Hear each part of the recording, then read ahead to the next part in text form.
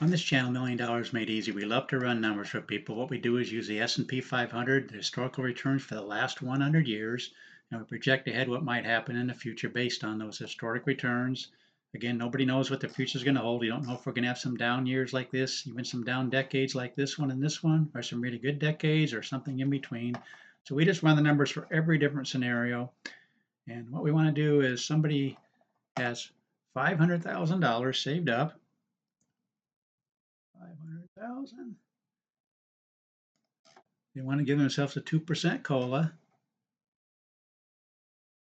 They want to withdraw 4,000 a month. They want to do a 60-40 asset split, 60% stay in the S&P 500, 40% going in a cash reserve, and we got that like a bond fund or whatever. We got that paying 4%. And it's 55 and 57. The very next year he's going to get $1,000 in a pension, and he wants it take Social Security at age 65, which will be 10 years from now, and he's going to get $2,500 a month. So this just kind of shows you what we can do here. And what we want to do is run the numbers and see how it might look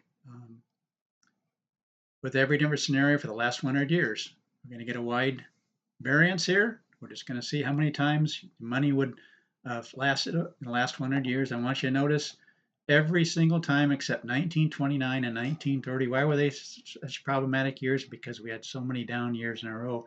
But look at that. Every other scenario, you're doing just fine. I also want to know what 4,500 would do, so we're going to go ahead and run that. Can he retire? Well, that pension really helps. Now I got 12 times in the 22 years, which is the graph is right here. During the Depression years, a little bit around the 73, 74 when the market was down, also the year 2000.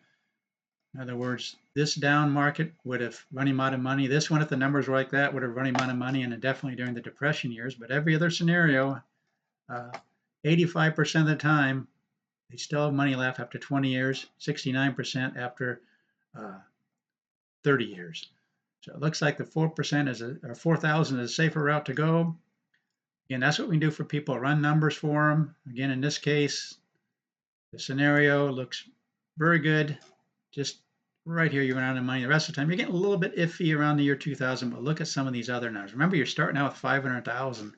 Sometimes you end up with over $1 million after the 20-year period. This is the 20-year graph, by the way. But that's what we do on this channel. We run numbers for people just to see where they might be.